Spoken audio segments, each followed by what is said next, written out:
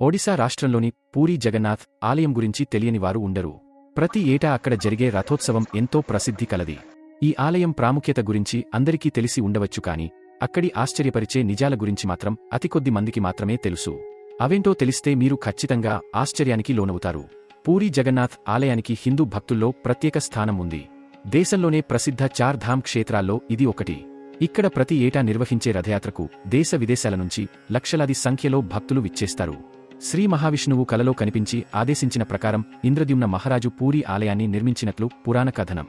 పాండవులు యమరాజు వద్దకు తమ ప్రయాణాన్ని ప్రారంభించినప్పుడు మోక్షానికి చేరువ చేసే చార్ధామ్ క్షేత్రాల్లో ఒకటైన పూరీ జగన్నాథ్ ఆలయాన్ని దర్శించుకున్నారట. సైన్స్కు కూడా అంతుచిక్కని రహస్యాలతో ఈ ఆలయం ముడిపడి ఉన్నట్లు చెబుతారు. ఇంతకీ ఆ రహస్యాలు ఏమిటో ఇప్పుడు చూద్దాం. ఈ జగన్నాథుడు గిరిజనుల దేవుడని, నీలమాధవుడనే పేరుతో పూజలందుకున్నాడని స్థల పురాణం. అడవిలోని ఓ రహస్య ప్రదేశంలో ఉన్న ఈ జగన్నాథుణ్ణి గిరిజనుల రాజైన విశ్వావసుడు పూజించేవాడట. విషయం తెలుసుకున్న ఇంద్రద్యుమ్న మహారాజు ఆ రహస్యాన్ని కనిపెట్టడానికి విద్యాపతి అనే బ్రాహ్మణ యువకుణ్ణి అడవికి పంపుతాడు. విశ్వావసుడి కూతురైన లలితను విద్యాపతి ప్రేమించి పెళ్లాడతాడు. ఈ జగన్నాథ విగ్రహాన్ని చూపించమని పదేపదే ప్రాధేయపడుతున్న అల్లుడి విన్నపాన్ని కాదనలేని ఆ సవరరాజు అతని కళ్లకు గంతలు కట్టిగుడి దగ్గరికి తీసుకువెళతాడు. విద్యాపతి ఆ దారి తెలుసుకునేందుకు తెలివిగా తాను వెళ్లే ఆ దారి పొడుగునా ఆవాలు జారవిడుస్తాడు. కొన్నాళ్లకు అవి మొలకెత్తి దారి స్పష్టంగా తెలుస్తుంది. దీంతో వెంటనే అతను ఇంద్రద్యుమ్న మహారాజుకు కబురు పెడతాడు. రాజు అడవికి చేరుకునేలోగా అక్కడ ఆ విగ్రహాలు మాయమవుతాయి. దీంతో ఇంద్రద్యుమ్నుడు నిరాశతో నిరాహారదీక్ష మొదలుపెట్టి అశ్వమేధయాగం చేస్తాడు. నీలాచలం మీద ఓ ఆలయాన్ని నిర్మించి నరసింహస్వామి విగ్రహాన్ని ప్రతిష్ఠిస్తాడు. ఒకనాడు ఆయన అక్కడే నిద్రిస్తుండగా జగన్నాథుడు కలలో కనిపించి సముద్రతీరంలో చాంకీ ముఖద్వారానికి వేప కొయ్యలు కొట్టుకొస్తాయని వాటితో విగ్రహాలు చేయించమని ఆదేశిస్తాడు. కొయ్యలైతే కొట్టుకొచ్చాయి, కాని విగ్రహ నిర్మాణానికి ఎవరూ ముందుకు రాలేదు. ఏం చేయాలా అని రాజు ఆలోచిస్తున్న సమయంలో దేవశిల్పి విశ్వకర్మ వికలాంగుడి రూపంలో వస్తాడు. తానొక్కడినే రహస్యంగా ఓ గదిలో విగ్రహాలకు రూపకల్పన చేస్తానని, ఆ సమయంలో పచ్చి మంచినీళ్లు కూడా ముట్టుకోనని, ఆ 21 రోజులు అటువైపు ఎవరూ రాకూడదని, తన పనికి ఆటంకం కలగకూడదని షరతు విధిస్తాడు. రాజు అంగీకరిస్తాడు. రోజులు గడుస్తున్నా గదిలోంచి ఎలాంటి శబ్దమూ రాదు. దీంతో రాణి గుండిచాదేవి తొందర పెట్టడంతో గడువు పూర్తికాకుండానే రాజు తలుపులు తెరిపిస్తాడు. శిల్పి కనిపించడు. చేతులు కాళ్లు లేని సగం చెక్కిన విగ్రహాలు మాత్రం దర్శనమిస్తాయి. పశ్చాత్తాపంతో రాజు బ్రహ్మదేవుడిని ప్రార్థిస్తాడు. చతుర్ముఖుడు ప్రత్యక్షమై ఇకమీదట అదే రూపంలో విగ్రహాలు పూజలందుకుంటాయని ఆనతిస్తాడు. తానే స్వయంగా వాటికి ప్రాణప్రతిష్ఠ చేస్తాడు. అందుకే పూరీ ఆలయంలోని విగ్రహాలకు అభయహస్తం, వరదహస్తం కనిపించవు. చతుర్దశ భువనాలను వీక్షించడానికి అన్నట్టు పెద్ద కళ్ళు మాత్రం ఉంటాయి. దేశంలో ఎక్కడ లేని విధంగా పూజలందుకుంటున్న ఇక్కడి ఈ దారు దేవత మూర్తులను 8, 12 లేదా 19 సంవత్సరాలకి ఒకసారి మార్చి నూతన దేవతా మూర్తులను ప్రతిష్ఠించుతూ ఉంటారు. దీనిని నవకళేబర ఉత్సవంగా నిర్వహిస్తారు. విగ్రహాలు మార్చేప్పుడు పాత విగ్రహంలోని ఒక వస్తువు లేదా పదార్థాన్ని రహస్యంగా పూజారులు సైతం కళ్లకు గంతలు కట్టుకుని కొత్త విగ్రహాల్లో పెడతారు. అది ఏమిటి అనే దానిపై ఎవరికీ స్పష్టత లేదు. కాని దానిపై అనేక కథలు ప్రచారంలో ఉన్నాయి. అవి సాక్షాత్తు శ్రీకృష్ణుని గుండె అనే ప్రచారం కూడా ఉంది. ఈ ఆలయ ఆధ్వర్యంలో జరిగే ఉత్సవాలన్నింటికల్లా ముఖ్యమైనది జగన్నాథ రథయాత్ర. జగన్నాథ రథయాత్రగా పిలవబడే ఈ రథయాత్రలో లక్షలాది మంది భక్తులు పాల్గొంటారు. హిందూ ఆలయాల్లో ఒకే రథాన్ని దశాబ్దాల పాటు వాడతారు. అలాగే మిగతా హిందూ ఆలయాల్లో మూల విరాట్ను బయటకు తీసుకురారు. ఉత్సవ విగ్రహాలనే ఊరేగస్తారు. ఈ సంప్రదాయాలన్నింటికీ మినహాయింపు ఒడిశాలోని ఈ పూరీ జగన్నాథ స్వామి ఆలయం. బలభద్ర, సుభద్రలతో సహా ఈ ఆలయంలో కొలువైన జగన్నాథుడిని ఏడాదికొకసారి గుడిలోంచి బయటికి తీసుకువచ్చి భక్తులకు కనువిందు చేస్తారు. ఊరేగించేందుకు పూరిలో ప్రతి ఏటా కొత్త రథాలు తయారు చేస్తారు. అలాగని అవి చిన్నవి కాదు. అందుకే ఈ జగన్నాథ రథయాత్రను అత్యంత అపురూపంగా భావిస్తారు భక్తులు. ఈ ఉత్సవం ప్రతి సంవత్సరం ఆషాఢ శుద్ధ విధియ రోజున ప్రారంభమై 3 కిలోమీటర్ల దూరంలోని గుండిచా ఆలయం వరకు సాగుతుంది. ఆ తరువాత సుభద్ర, బలభద్ర సమేత జగన్నాథుని ఉత్సవ మూర్తులు బహుదాయాత్ర పేరిట తిరిగ పూరీ ఆలయానికి చేరటంతో ముగుస్తుంది. ఇది 12 రోజులపాటు జరిగే ఉత్సవం. ఈ యాత్రకి 2 నెలల ముందు నుంచే దీనికి సంబంధించిన ఏర్పాట్లు మొదలవుతాయి. ఇక ఆ జగన్నాథుడిని దర్శించుకునే క్షణం ఎప్పుడెప్పుడా అని తహతహలాడిపోతుంటారు భక్తులు. దాదాపు 5 అడుగుల 7 అంగుళాల ఎత్తుండే జగన్నాథుడి విగ్రహాన్ని ఆలయ ప్రాంగణంలో నుంచి బయటికి తీసుకువస్తుండగానే జయహో జగన్నాథ అంటూ భక్తిపారవస్యంతో జయజయధ్వానాలు చేస్తారు. ఇలా 3 విగ్రహాలను రథాలపై కూర్చుండబెట్టే వేడుకను పహాండి అంటారు. ఈ దశలో కులమత భేదాలు లేకుండా అందరూ జగన్నాథుడి విగ్రహాన్ని తాకవచ్చు. ఈ 3 విగ్రహాలను తీసుకువచ్చేవారిని దైత్యులు అంటారు. వీరు ఇంద్రద్యుమ్న మహారాజు కన్నా ముందే ఆ జగన్నాథుడిని నీలమాధవుడి రూపంలో అర్చించిన సవరతెగ రాజు విశ్వావసు వారసులు. ఆలయ సంప్రదాయాల ప్రకారం ఊరేగింపు నిమిత్తం మూలవిరాట్టులను అంతరాలయం నుంచి బయటికి తీసుకువచ్చి రథాల మీద ప్రతిష్ఠింపచేసే అర్హత వీరికి మాత్రమే ఉంటుంది. సుభద్ర, జగన్నాథ, బలభద్రులు యాత్రకు సిద్ధంగా ఉండగా పూరీ సంస్థానాధీశులు అక్కడికి చేరుకుంటాడు. జగన్నాథుడికి నమస్కరించి రథం మీదికి ఎక్కి స్వామి ముంగట బంగారు చీపురుతో శుభ్రం చేస్తాడు. ఈ వేడుకను చెరాపహారా అంటారు. అనంతరం స్వామిపై గంధం నీళ్లు చిలకరించి కిందికి దిగి రథం చుట్టూ 3 సార్లు ప్రదక్షిణం చేస్తాడు. ఇదే తరహాలో బలరాముడిని, సుభద్రాదేవిని అర్చించివారి రథాల చుట్టూ కూడా ప్రదక్షిణ చేస్తాడు. అనంతరం రథాలకు తాత్కాలికంగా అమర్చిన తాటిమెట్లను తొలగిస్తారు.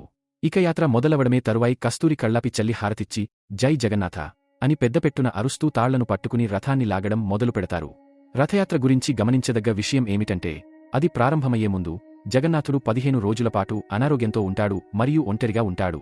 ఆ సమయంలో భక్తులు ఆలయాన్ని సందర్శించలేరు, ఎందుకంటే ఇది అతని విశ్రాంతి దశ అని నమ్ముతారు. కాని ఇది ఎందుకు జరుగుతుంది?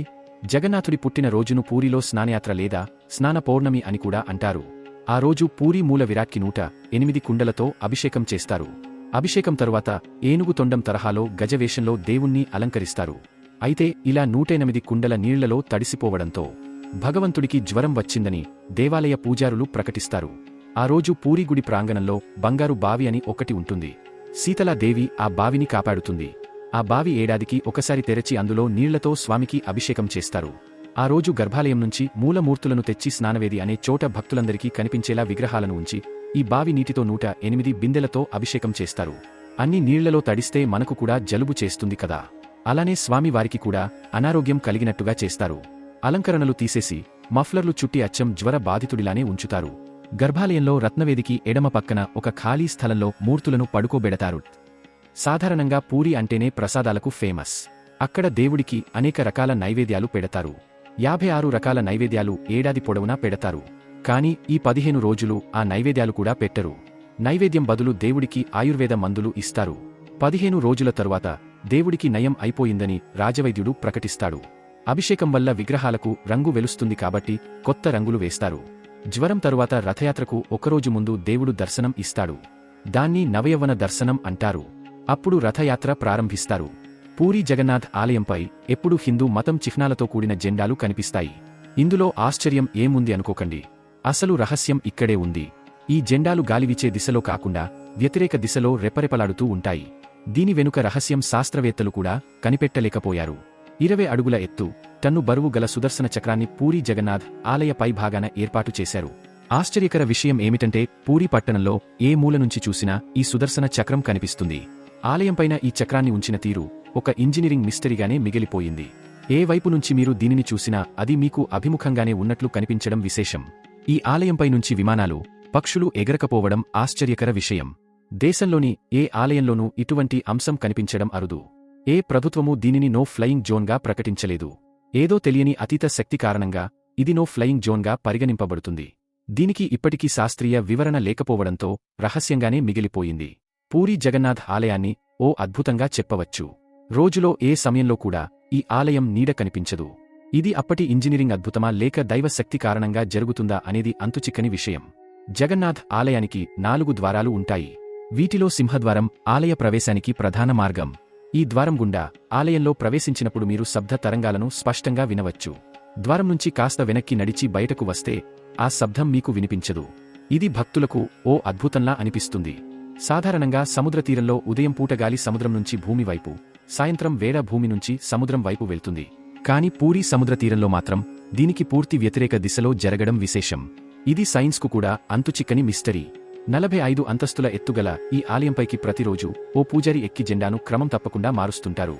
ఈ ఆచారం దాదాపు 1800 ఏళ్ల నుంచి జరుగుతుంది. ఇది ఒక్కరోజు తప్పినా అప్పటినుంచి 18 ఏళ్ల వరకు ఆలయం మూతపడుతుందని నమ్ముతారు.